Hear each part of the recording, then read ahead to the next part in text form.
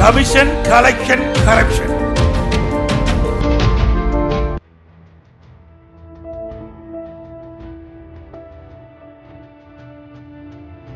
என்னோட பொண்ணு பக்கத்துல இருக்க கவர்மெண்ட் ஸ்கூல்ல தான் 10வது படிக்கிறா. அந்த ஸ்கூல்ல கிளாஸ் ரூம் இல்ல. அதனால மரத்தடியில தான் அவளுக்கு பாடமே நடத்துறாங்க. ஆனா அங்க ஒரு அமைச்சர் வந்தா மட்டும் ஸ்டேஜ்ல லைட் போட்டு பிரம்மாண்டமா வரவேற்பாங்க. ஒரு காலத்துல இந்த பள்ளிக்கூடம் எப்படி இருந்துச்சு தெரியுமா?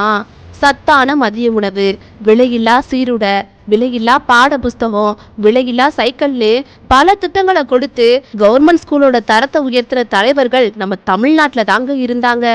நான் தான் படிக்கல, என் புள்ள எப்படியாச்சும் படிச்சு மேல வரும்னு நினைச்சேன். அவங்க பாதுகாப்பா இருப்பான்னு நம்புனேன். இப்படித்தான் தமிழ்நாட்டுல இருக்கிற ஒவ்வொரு தாய் தகப்பனும் நம்புனாங்க. ஆனா அங்க என்ன நடக்குது தெரியுமா? எப்போ இடிஞ்சு விழுவு தெரியாத கட்டடம், வகுப்பறை இல்லைன்னு மரத்தடியில நடக்கிற வகுப்பு, கையில போதை பொருட்களை வச்சிருக்க மாணவர்கள், ஐயோ ஏதாச்சும் நடந்துருமோன்னு பயந்து பயந்து போற பெண்கள்னு பள்ளிக்கூடங்கள்லாம் ரொம்ப மோசமா போய்கிட்டே இருந்துச்சு.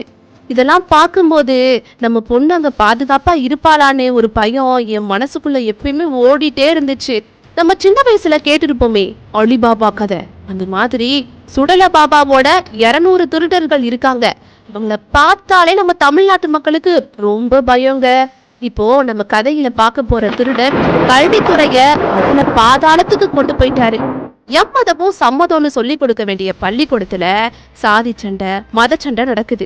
ஆனா இவரு நம்ம திருடர் கூட்டத்துக்கு நடிப்பு பயிற்சி சொல்லி கொடுத்துட்டு இருக்காரு. பள்ளிக்கூடத்துல எந்த பொண்ணுக்கும் பாதுகாப்பே இல்ல. தமிழ்நாட்டுல நடந்த ஒவ்வொரு போக்சோ பாதிப்பும் பெண் குழந்தையோட நம்பிக்கைய சுக்குநூறா உடைச்சிருச்சு. இப்படி பாதுகாப்பு கொடுக்க வேண்டியவங்களே குற்றவாளியா இருந்தா எப்படி கல்வித்துறை சிறப்பா இருக்கும்? இது வரைக்கும் 208 அரசு பள்ளிக்கூடத்தை மூடி இருக்காங்க. 1204 அரசு பள்ளிகள்ல புதுசா மாணவர் சேர்க்க நடக்கவே இல்லை.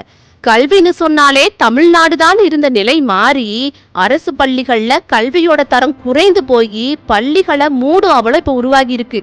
கல்வித்துறையில இவ்வளோ நிர்வாக சொதப்பெல்லாம் இருந்தப்போ இவர் என்ன பண்ணிட்டு இருந்தாரு தெரியுமா? விளம்பரம், கல்வி திருவிழா, அறிவு திருவிழான்னு சினிமா நடிகர்களையும் இயக்குநர்களையும் கூப்பிட்டுட்டு வந்து கான்சர்ட் நடத்திட்டு இருந்தாரு. கொஞ்ச நாளா ஆக்டிங் கிளாஸ்ல பயிற்சி எடுத்துட்டு இருந்த அமைச்சரு ஒரு சிறந்த நடிகரா தேறி இருக்காரு. ஷபாஸ். இந்த திருடர்கள் நம்மள மாதிரி சாதாரண மக்களோட வாழ்க்கைய சொரண்டி சொரண்டி கடைசியில தமிழ்நாட்டையே கொள்ளையடிச்சிருவாங்க. நம்ம இவங்க கிட்ட இருந்து ஜாக்கிரதையா இருக்கணும்.